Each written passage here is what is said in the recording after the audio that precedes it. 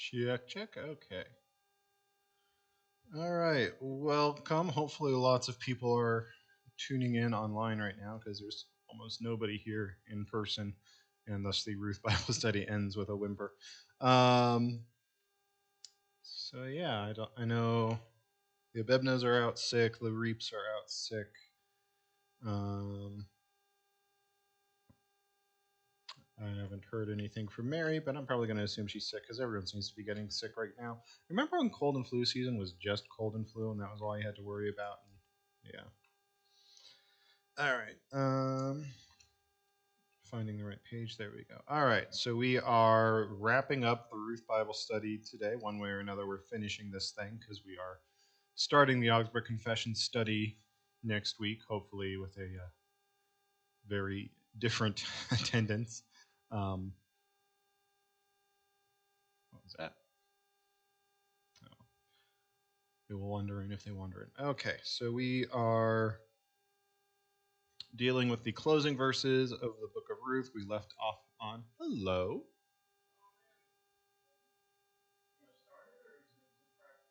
Yeah, yeah, we're just starting. No, we do it in here now so we can stream it. No worries. Oh, okay. Welcome to people online. Dial is sitting back there, so if you want to type anything in, he can read that out to me. All right, well, if you have your packets, we left off on question 10, and I'll go ahead and read the closing verses because they're short enough. So 4, 12 through 22. And may your house be like the house of Perez, whom Tamar bore to Judah, because of the offspring that the Lord will give you by this young woman. So Boaz took Ruth, and she became his wife, and he went into her, and the Lord gave her conception, and she bore a son. Then the women said to Naomi, Blessed be the Lord, who has not left you this day without a redeemer, and may his name be renowned in Israel. He shall be to you a restorer of life and a nourisher of your old age, for your daughter-in-law who loves you, who is more to you than 7 sons, has given birth to him. Then Naomi took the child and laid him on her lap and became his nurse. And the women of the neighborhood gave him a name, saying, A son has been born to Naomi. They named him Obed. He is the father of Jesse, the father of David. Now these are the generations of Perez. Perez fathered Hezron. Hezron fathered Ram. Ram fathered Aminadab. Aminadab fathered Nahshon. Nahshon fathered Salmon. Salmon fathered Boaz. Boaz fathered Obed. Obed fathered Jesse. And Jesse fathered David. All right, question 10 on our packet set. Obvious answer. Is God's love greater than Ruth or any person can display, and even beyond what the Apostle Paul penned in 1 Corinthians 13, that love chapter we were discussing last week? So, yeah. I'm not going to wait too long for responses. But yeah, is God's love greater? That's a pretty obvious yes question. Again, I think the author of this study was kind of coming up with filler material at this point. So moving on to 11 then. What accolades do the women of Bethlehem give to Ruth in verse 15?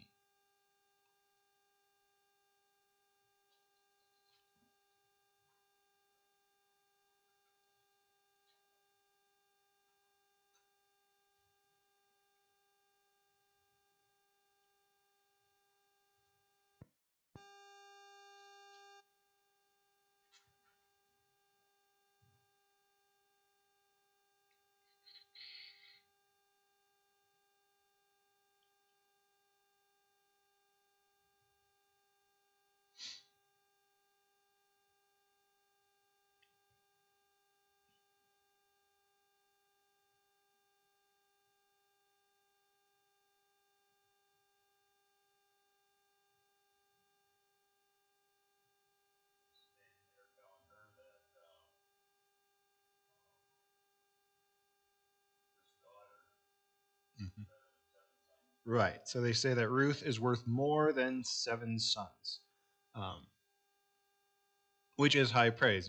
Again, you're in a very patriarchal culture. Not that they didn't love their daughters, but the sons are the ones who carry on the family name. They're the ones who carry on the family honor, and Lots of children are a sign of blessing from the Lord, and lots of sons are an especially strong sign of blessing from the Lord because of how that's valued in the society. So, just having one son is really good and already a sign that you're blessed by God.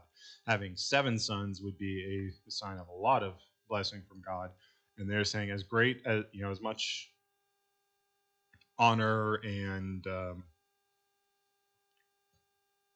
cultural fame or whatever phrase you want to use, as much as that would be carried by having 7 sons, Ruth is even greater than that. So that's a very high accolade they're giving to Ruth in praising her to Naomi and helping her recognize how, as a way to vocalize just how blessed Naomi was to have Ruth as her daughter-in-law. So as much of a blessing it is to Naomi that she now has this heir in Obed, because remember he legally counts as Naomi's heir as well because of the whole Levantine marriage thing going on. They're saying Ruth herself is even greater than that because of all the love and care that Ruth had shown to her and all of the blessings that God is delivering to her through Ruth. All right. Now, as we get into verse 16, question 12, who gave Ruth's baby his name?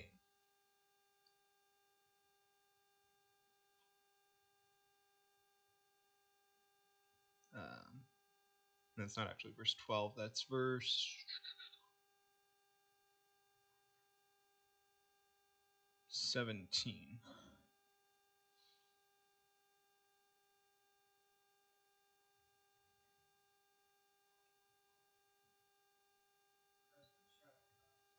Ruth 4.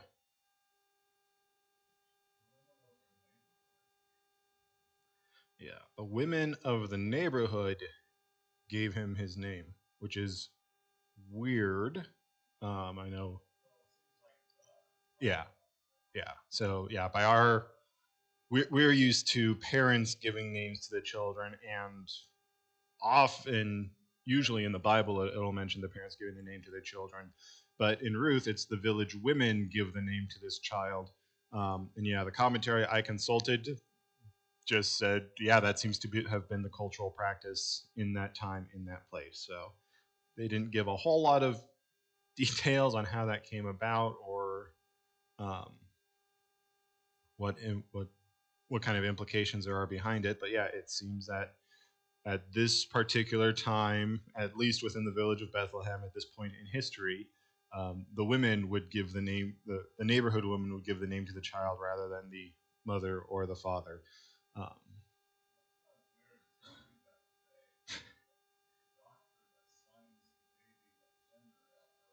yeah, well, that's a whole other issue. But I mean, the doctors don't assign the names to your children yet. Although yeah, although I think it's changing now. But for a long time in Europe, like each country would have a list of like government approved names that you could select from, and if you wanted to give your child a name that was not on the list, you would have to like petition the government and get permission for it. Um, and then in like the early 2000s, you got a lot of people who were protesting that system, and so they would like petition the government to give their child the weirdest name they could think of. So there was like one family who tried to name their child the at symbol, and then the government said you couldn't do that because you had to have like a regular letter, and so then they wanted to name him like a exclamation point or something like that. You've got, I don't know if this is why Elon Musk did it, but he has that one kid who's named like 1-2, the weird AE letter that they have in Scandinavian languages, and then like X273 or something like that. But yeah, you had a lot of people who were like petitioning the government with really weird names to give their kids, and they're asked about, and they're like, we're protesting this approved names list nonsense, and we're just trying to bog down the government until they do away with it. And I think a lot of countries have started to do away with that system, but for a long time in Europe, it was this like, you can't give your child a name that will be psychologically damaging, and so here's the long. I mean, it's not like they only had 5 names to choose from. It was a long name, but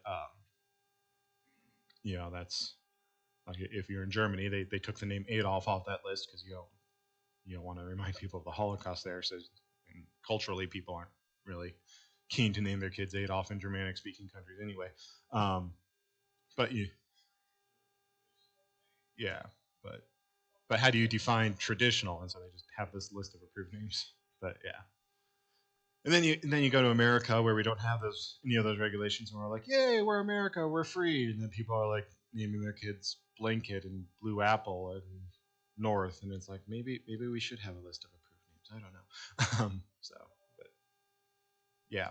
Um, but yeah, I think having the village women name the child would be a good way to uphold the tradition, because then you have a community coming together being like, hey, what names are common in our community? What's a good name we can give him? So I don't know if that's why they had this practice, but yeah, that seems to have been the practice at the time, and my commentary did not really expand on that and give any more information. But it is, if nothing else, interesting to note that at least in this one case, Obed was named by democratic vote instead of the parents just picking a name. The closest parallel I can think to this would be when John the Baptist is born. Um, Zechariah tells it's Elizabeth tells everyone his name is going to be John, and the whole community is like, you can't name him John. There's nobody in your family named John, because there's this understanding that names are supposed to kind of stay within a family, and you name your offspring after one of your forefathers to kind of keep those names in circulation. And so then they have to go to Zechariah, and it's like, your wife wants to name your kid John when you don't have any ancestors named John. What's going on with that? And then Zechariah has to write down, no, his name is John. And then his speech is returned to him. But yeah, that community protesting over the parents' name choice is the closest other biblical example I can think of where it's not just the parent naming the child.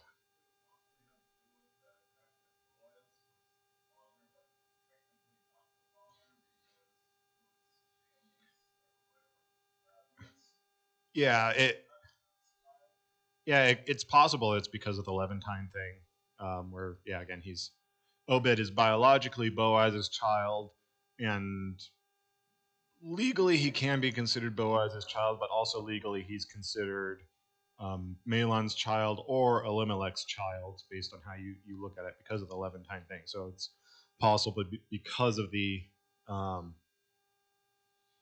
not ambiguity, but um, the interesting aspects surrounding his birth and the legal ramifications may have, because legally he has two fathers, not in the way that American culture wants to say people have two fathers now, but legally because he has two fathers recognized in his inheritance and lineage, maybe that's why it goes to the women to name him instead of Boaz being able to name him and then like claim him fully as a child of his own, um, because he named him or something. Yeah, that could be a reason too. I don't know. I only have one commentary on Ruth, so.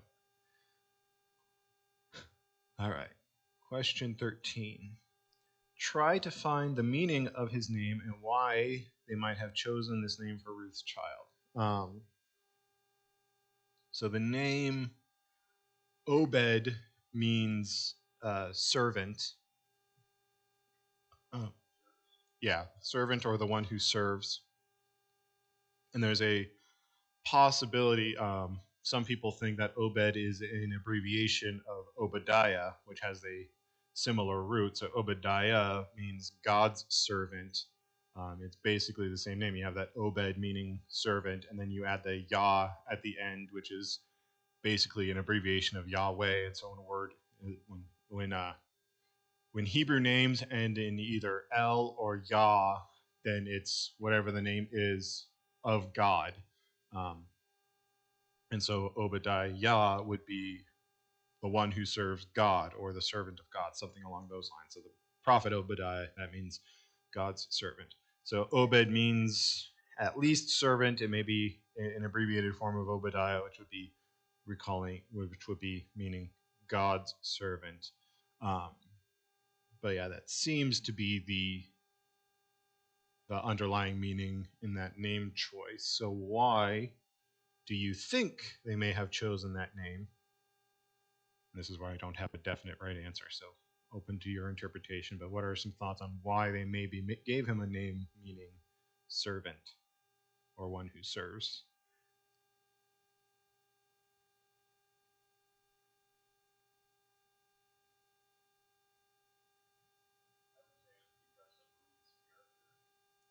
Okay, yeah.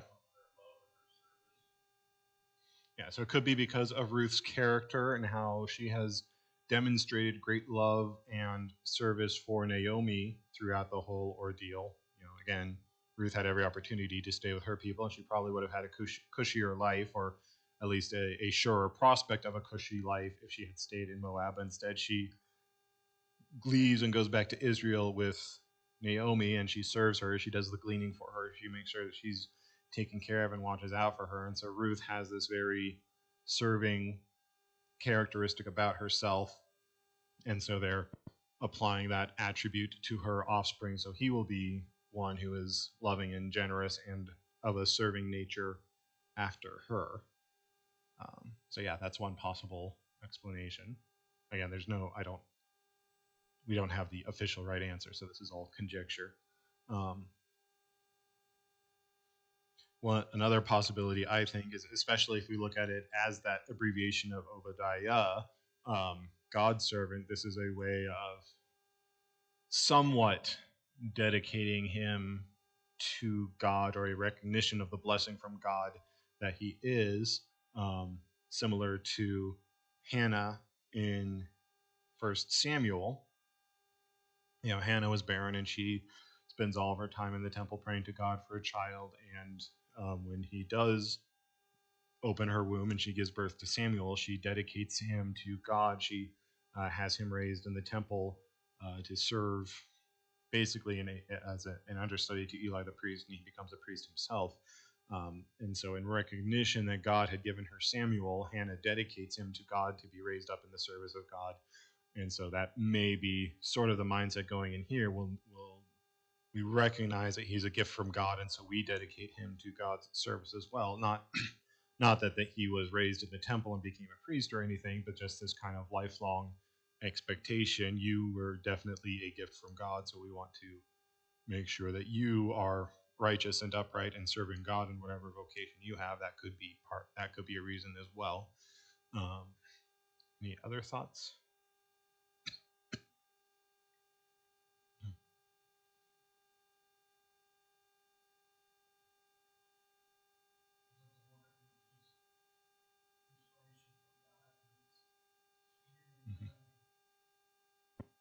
Yeah, may have just been inspiration from God.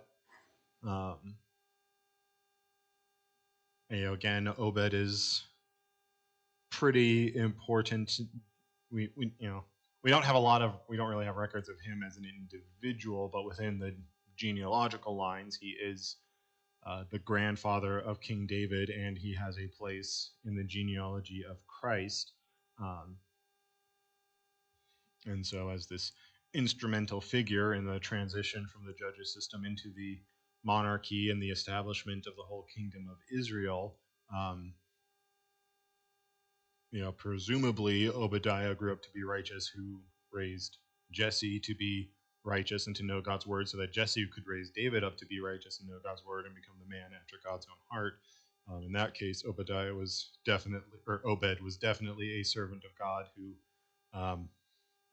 has his place in putting everything in line according to God's plan. And so, yeah, it could have been divine inspiration from God to the women to name him Obed because of that fact as well. And of course, it's possible they just liked the name. Although, in this culture, they're much more cognizant of the meaning of names than we are in our American culture. We name our kids after what sounds nice or whatever the cultural trend is, which is why if you go into a first grade classroom now, and like every boy is going to have a name that ends with Aiden, because I think that's starting to fade now, but for a while that was a thing. Like every boy had to have a name that rhymes with Aiden. So you have Aiden and Braden and Jaden and Caden and Hayden, and it's like, pick a more original name. And it's like if you go onto those websites where they give you like the historical meaning of names, you look for any of those. There's like there is no historical meaning behind them. It's just someone in the early 2000s decided like they liked names that end with Aiden. Sorry to anyone whose name rhymes with Aiden that I'm offending right now. But if you look up if you get those books of baby names or whatever, they'll usually tell you like the historical meaning of the name, if in case anyone's interested in looking in that. But if you look in the biblical literature, um, or what's recorded in biblical times, the meaning of names was often very important, and you had this idea that whatever whatever you name your child is either this commentary on the character of the parents or the character that you're hoping the child will grow into. Um, you have like the cases of when God changes somebody's name. Abram probably means father. If I remember correctly, Abram basically means father. But then when God gives him the promise that he's going to be the father of nations, that his descendants will outnumber the stars in the sky, that's when he changes his name to Abraham, which then means the father of nations. Um, and I forget the difference in meaning between Sarai and Sarah, but it's something similar to that. And so God changes their name in recognition of the covenant as well as the promise that is now going to be fulfilled by them. When Jesus changes Peter's name, because Peter's original name is Simon, and Jesus changes it to Peter in English, Petros in Greek, or Cephas in Aramaic, which means rock. He does that when Peter confesses that Jesus is the Christ, and he changes his name to Cephas or Petros, depending on if you're reading in Aramaic or Greek. He says, "You are the rock." And then he says, "Upon this rock I will build my church." And if you're Roman Catholic, that's saying that the church is built on Peter and anything he says. If you're anyone outside of Rome, including the Greek Orthodox Church, he's just saying, no, you have a firm foundation of this confession on which the church is built upon. But Peter does have this leadership role within the disciples. He's not like king over the rest of the disciples the way that Rome would present him to be, but there is this understanding in church history that he is the first among equals with the apostles. He's usually their spokesperson. And Jesus is with the 12, and one of them speaks up to ask a question for clarification purposes or something. It's usually Peter because he's kind of their spokesperson. And so he's kind of iconic for the rest of the apostles. And so in that way, he's kind of the rock. He's the representative of the group, but he's not the supreme leader over them the way Rome presents it. Again, he's the first among equals. Historically, that was what the Bishop of Rome was recognized as the successor to Peter. He was the first among equals until you have, I forget which pope it was. I want to blame Gregory, but that's just because I blame Gregory for everything. But yeah, it wasn't until you get to around, I think it's around the year 1000, that the Pope starts to gain lots of political power himself, and it shifts from first among equals to first over everybody, supreme head of the church. So that then by 1198, you have a pope who declares that he can unilaterally change the creed without having to call a divine council or without having to call a church council to vote on it. And that's the straw that breaks the camel's back, and that's when the Eastern Church says, "No, you guys, your head is too big, Pope. You're too full of yourself. I'm not going to play with you anymore until you stop being such a stubborn jerk." And that's the great schism between the East and the West. And from then on, you have the Roman Church under the Pope, or the Western Church under the Pope, and you have the Eastern Church under the Grand Patriarch of Alexandria, I think. Question?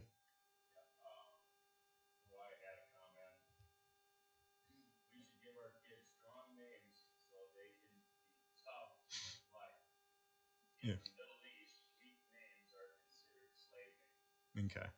Yeah. So Loy says you give your children strong names so they can grow up to be strong. Weak names are considered slave names, and yeah, you have more of that recognition of the meaning behind a name still in the Middle Eastern cultures, and you do kind of name your child after the characteristics you would hope would grow into. They do this in the movie Roots,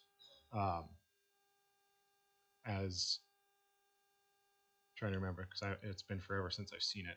I guess it's a miniseries, not a movie. But as Kunta Kinte is about to be born, his dad is like talking to the chief of the tribe. He's like, "I'm not really sure what I should name my child." Like, I'm paraphrasing vastly because I don't remember the exact quotes. But he's like, if I name him after the cheetah, he's going to grow up to be fast. If I name him after the elephant, he's going to grow up to be strong. And he's like, he's like, what attribute do I want my son's main attribute to be that I should name him that way that he'll grow into it? There's that idea that the meaning of your name has an effect on you yourself. And so you put a lot of care into what's going on in your child's name. And in American culture, we're just like, oh, if it's a girl, we'll name it Ashley, but we'll spell it a different way so that she knows that she's unique from all the other Ashleys that are out there. Sorry, this is a debate that happens a lot in our house as we think of potential future baby names. Yeah. Yeah. The boy named Sue, and by the end of that song, he meets his dad. And he's like, "Why did you name me Sue?" And his dad is like, "Well, because I knew I wasn't going to be around to raise you growing up, so I needed to give you this name that would make people give you trouble, so that you could grow up to be tough in response to it." If he had just been named Jeffrey, he would have had a very normal childhood experience, and he would have grown up to be a very normal person who didn't have all of these life-hardening effects. Not that I'm advocating your naming your boy Sue or causing people to antagonize him throughout his life, but there was an intention behind the meaning of the name in that song to ensure that he'll grow up tough. Because, yeah, yeah, I know. We could use more people growing up normal.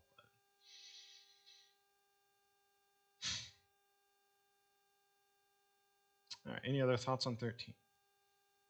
All right, 14. Ruth had gleaned in the fields to provide food for Naomi, and Ruth had given comfort and aid to Naomi when she was depressed. What was the greatest gift she now shared with her mother-in-law? Her son, right? And remember, it's Obed is their son. Legally, he has two mothers. Again, not in the way that modern society says people have two mothers. But yeah, he's Ruth's son and Naomi's grandson. But because of this Levantine-ish marriage that's going on, where he becomes legally recognized as the heir of Elimelech, that means legally he's recognized as Naomi's son. And so I might be answering ahead here, but if you look in verse 17, after the neighborhood women give him a name, they say, "A son has been born to Naomi." So they're not saying a grandson has been born to Naomi, they're saying a son has been born to Naomi. Because again, legally, he's recognized as the son of Ruth, but he's also recognized as the son of Naomi because he's taking that place of an heir, that would have been Mahlon and Chalon would have been the heirs. Those are the actual sons of Naomi, but they're dead as well. And so because of the Levantine marriage-ish thing that's happening, Obed is legally considered the son of Naomi as well. And so he is her son as well as Ruth's son. And so this is another treasure that they get to share. Again, don't take this the way the theological liberals take this, where you say that Ruth and Naomi are secretly in a lesbian relationship. They're not. But legally, they do have a son together because of the way the Levantine marriage thing works. Which requires a certain degree of nuance that theological liberals don't like to recognize. Sorry, were you about to say something?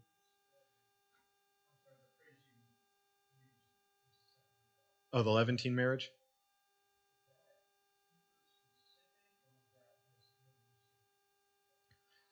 I think the system is fairly common within the cultures of the Middle East. The term Levantine marriage is Hebrew. It's based on the Hebrew word for brother. So the Levantine marriage is the system set up in, it's either Leviticus or Deuteronomy. But if a man dies without an heir, his brother's role is to take the widow as his wife and produce a child, and then that child, even though that child is biologically the brother's child, legally he's considered the dead brother's child, and he gets all of the inheritance, so that he's considered part of the brother's lineage, so that his name doesn't die out. His lineage continues through this kind of surrogate son program. So Levantine marriage basically translates to brother marriage, because that's what it is. When your brother dies without an heir, you marry the widow to produce an heir for the sake of your brother. And that's kind of what happens in the book of Ruth. It's a little bit, it's not completely a Levantine marriage, because Boaz was not Elimelech's brother or Mahlon's brother. But he is a relative, so that's why he has this responsibility and duty and this right to be a redeemer for them. Um, and so it's all done in the spirit of the Levantine marriage, but strictly speaking, it's not a Levantine marriage just because Boaz was not a brother to Elimelech or to his sons Mahlon or Chilion. But it's that same sort of system, because he's coming in as a relative to act as a redeemer. The child that he has with Ruth, Obed is Boaz's child, but he's also legally recognized as descending from Elimelech through Mahlon, who was Ruth's husband before he died. And so, yeah, it's Levantine-ish. It's done in the spirit of the Levantine marriage laws without, strictly speaking, being a Levantine marriage, because he's not actually a brother. Does that make sense? All right, yeah, sorry, I know you walked into this study kind of late. We've been talking about this the last couple of weeks, so that's a nice review for everyone. All right, 15. Let's apply Ruth's promise given to Naomi back in 1:16 to the present situation.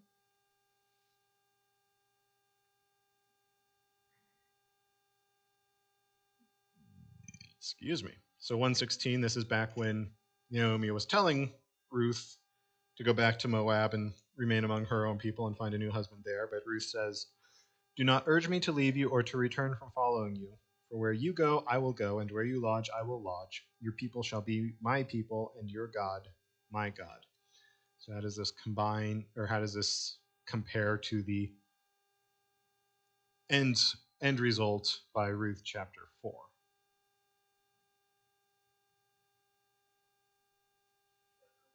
Right, yeah, Ruth kept her word, and this all came to pass. Ruth stuck with Naomi.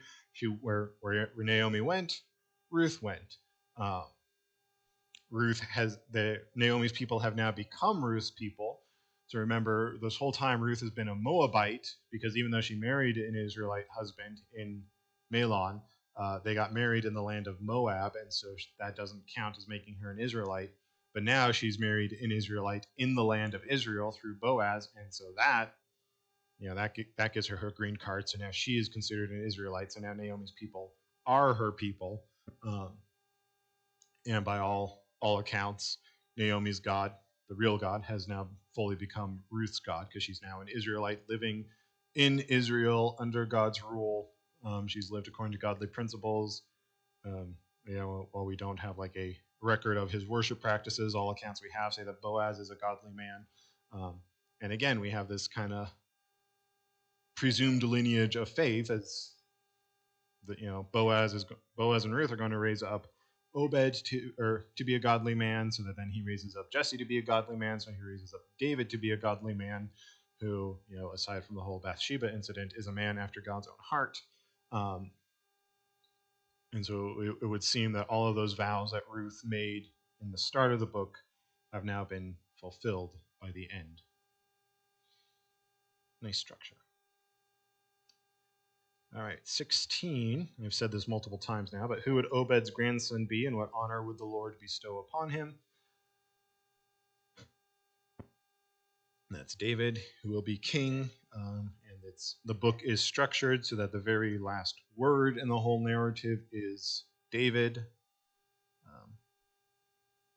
Boaz fathered Obed, Obed fathered Jesse, Jesse fathered David. So the book ends with this looking forward to David, and it's assumed that those who are reading Ruth already know who David is, and so this is kind of the prequel story to David. So we end on Jesse fathered David, and then everything clicks in place, and we're like, oh, okay, this is an important family. Good thing we learned about them.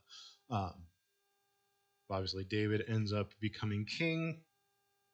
He's the first king to rule over a united Israel. Saul is the first king, and he starts the process of uniting the tribes together into one kingdom. But he gets deposed and dies before that comes to fruition. So David finishes the task of uniting all of the tribes under his kingship. So he's the first king of the united Israel. Solomon is the second king of the united Israel, and then his son Rahab is the one who causes the split in the kingdom. So the united Israel doesn't last super long by all accounts, but yeah, David is the one who gets it all started. David's considered the greatest king of Israel, which is why when you have all the messianic prophecies and the people think it's speaking entirely in earthly terms, they're looking forward to Jesus restoring David's throne. They think he's going to unite all of those lands under him, and he'll rule.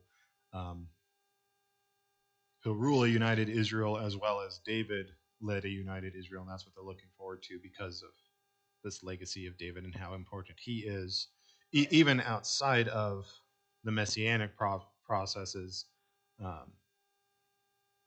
He has that cultural significance to Israel just because of who he is too. It would be like if we got a new George Washington as president. All right, 17. Fun times. Has anyone in your family attempted to make a genealogical tree? If so, list information you may have discovered about your ancestors. So we don't need to spend a lot of time if we don't want to, but if anyone has something to add, you may.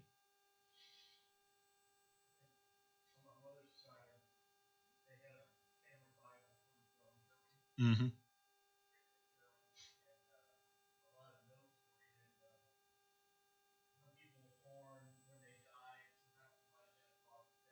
Mm-hmm. Okay. Yeah. So you've got the family Bible with lots of family records in it. Okay. Yeah.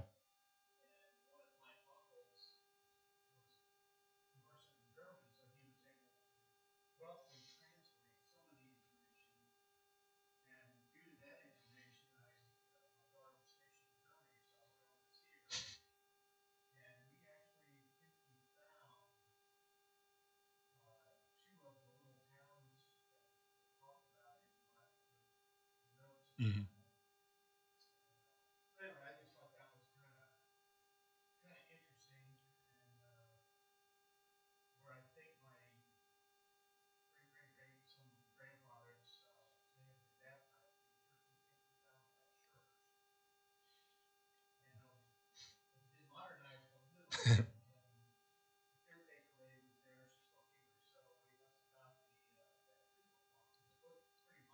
Mm-hmm.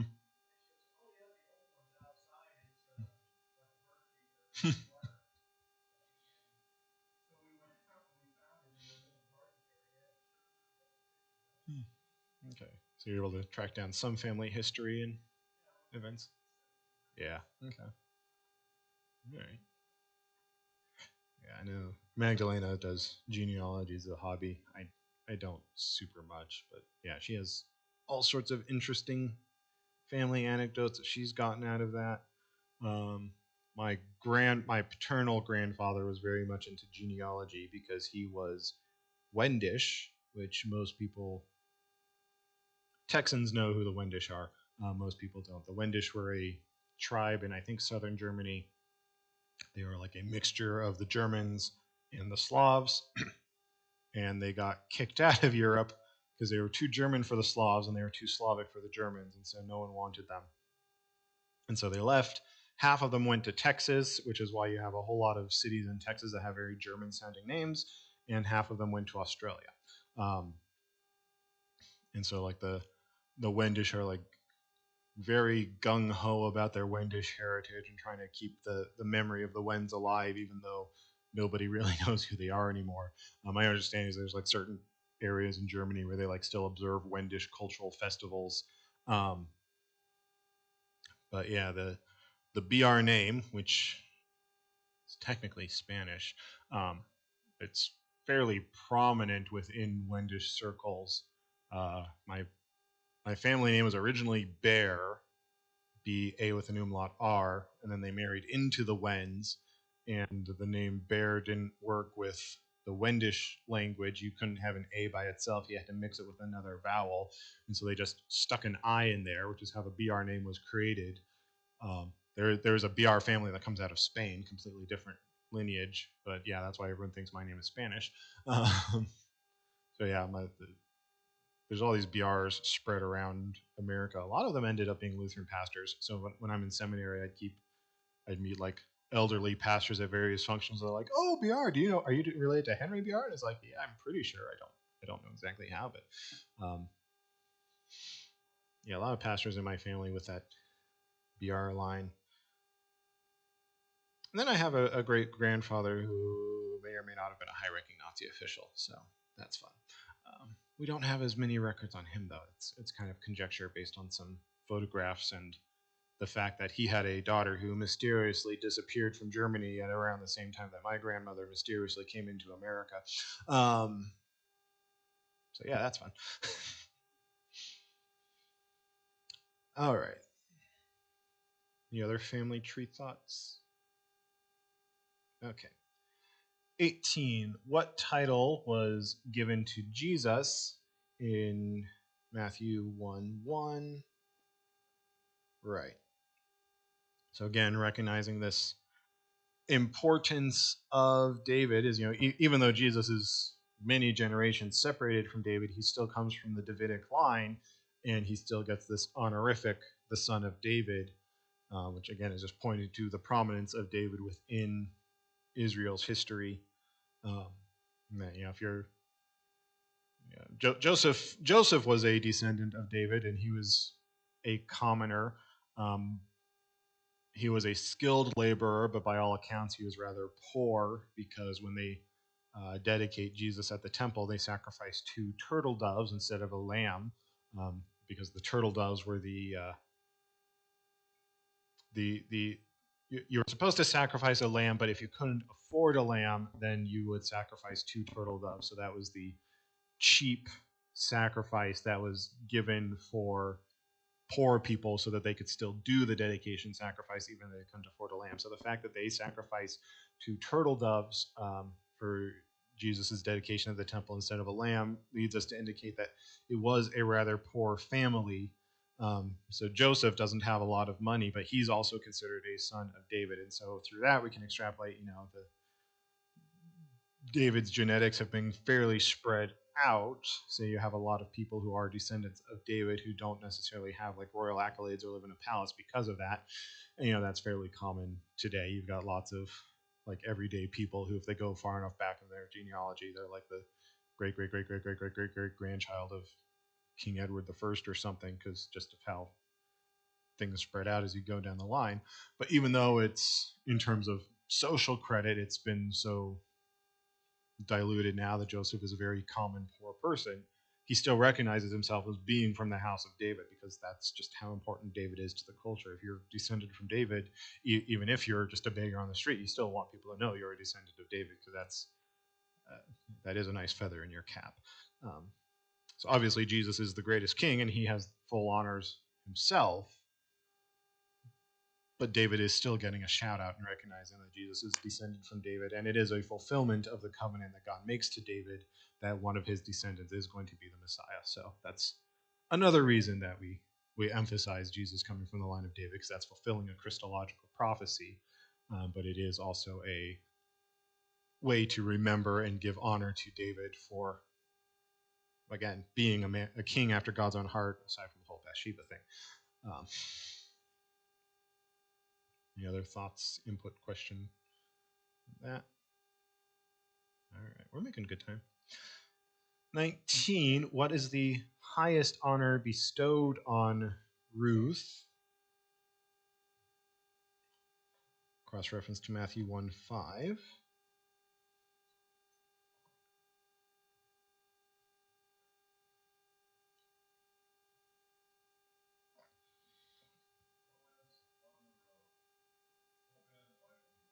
Right. So, as we've been emphasizing, Ruth is an ancestor to David, which means that she's then an ancestor to Christ. So that's a pretty big honor in and of itself. But she also gets listed in the genealogy, which is uncommon. Because again, you're dealing with a largely patriarchal society. And so when you do genealogies, you usually only record the fathers. So the fact that women get included in Jesus' genealogy is already deviating from the norm, and it's bestowing greater honor on the women for being mentioned in the genealogy, because usually women don't get mentioned in genealogies at all, and here you have women being mentioned in the genealogies for Jesus. And so I think, if I'm remembering correctly, there are two women who get listed in Jesus's genealogies. One is Ruth, and the other is Rahab. Um, uh, yeah. Hmm.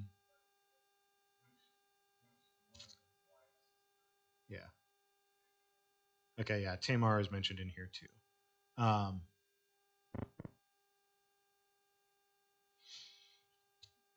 But yeah, so we have this recognition of Judah, the father of Perez and Zerah by Tamar, and then go down a little bit.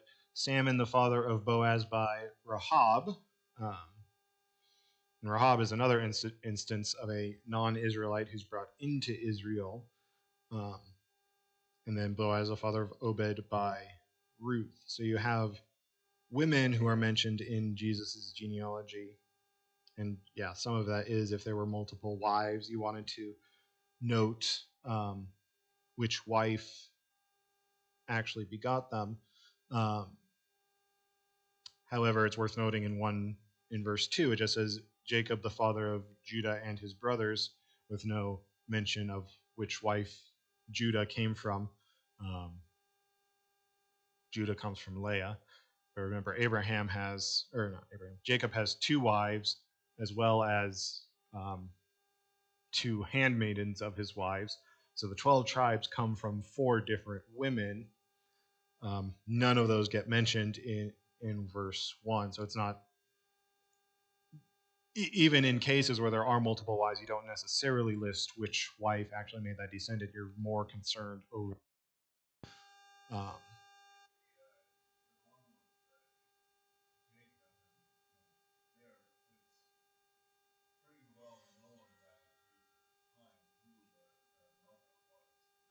yeah, I would imagine they would know um, Judah and Tamar pretty well too, because that's a pretty big deal. But um, yeah, it's still a pretty big deal when a woman gets mentioned in the genealogy, though, and Ruth gets that honor. Uh, Again, not only that she's the ancestor to David, but then even by the time we get to the gospel, she gets another special shout out as Matthew's listing the genealogy for Jesus. I don't remember if Luke does. Yeah. All right, final question, and we're done with this study, and it ends on a nice Sunday school answer. What high honor does Jesus bestow on each of us who believe in him? Reference to John 1:12.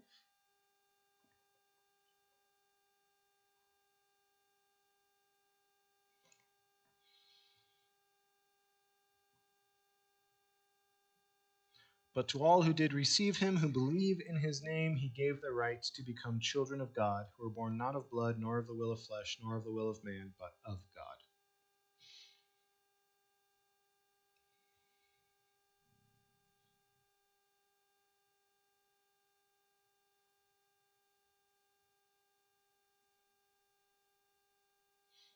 So through Christ, we get the honor. Yeah, we get the honor of being called the children of God.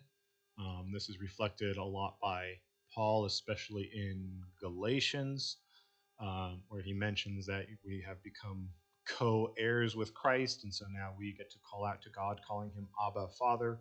Um, again, Abba is